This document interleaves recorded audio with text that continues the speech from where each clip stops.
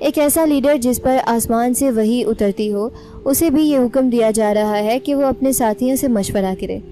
یہ ہمیں قیادت، احترام اور اجتماعی دانش کے بارے میں کیا سنہری اصول سکھاتا ہے؟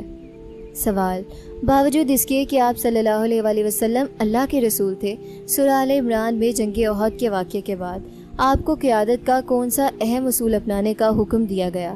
اے، تمام فیصلے خود کرنے کا، بی، انہیں معاف کرنے، ان کے لیے بخشش کی دعا کرنے اور معاملات میں ان سے مشورہ کرنے کا، سی، صرف بڑے اور تجربہ کار صحابہ سے مشورہ کرنے کا، ڈی، ہمیشہ اکثریت کی رائے پر عمل کرنے کا۔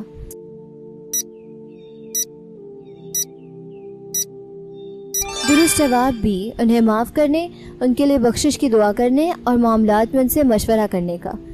جنگ احد میں جب کچھ صحابہ سے غلطی ہوئی تو اللہ نے اپنے نبی صلی اللہ علیہ وآلہ وسلم کو نہ صرف انہیں معاف کرنے کا حکم دیا بلکہ ان کا دل رکھنے کا طریقہ بھی سکھایا۔ آیت 159 میں فرمایا، پس انہیں معاف کر دیجیے اور ان کے لیے مغفرت کی دعا کیجیے اور اہم کاموں میں ان سے مشورہ کیا کیجیے۔ یہ حکم اس بات کی دلیل ہے کہ اسلام میں قیادت کا تصور آمریت نہیں بلکہ شورا اور باہمی احترام پر مبنی ہے۔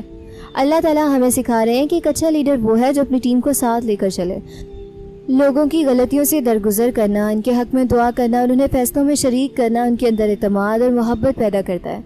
مشورے میں برکت ہے اور یہ بہترین فیصلے تک پہنچنے کا نبوی طریقہ ہے۔ چاہے آپ گھر کے سربراہ ہوں، دفتر میں مینیجر ہوں یا کسی بھی تنظیم کے ذمہ دار ہوں، اس نبوی اصول کو اپنائیں۔ اپنے بیوی بچوں سے، اپنے ملازمین سے اور اپنے ساتھیوں سے اہم معاملات میں مشورہ لیں۔ اس سے نہ صرف بہتر فیصلے ہوں گے بلکہ آپس میں محبت اور اعتماد کا رشتہ بھی مضبوط ہوگا۔ اچھی بات پھیلانا بھی صدقہ جاریہ ہے۔ ویڈیو لائک کر دیں اور سبسکرائب کر کے اس خیر کے سفر میں ہمارے ہم سفر بن جائیں۔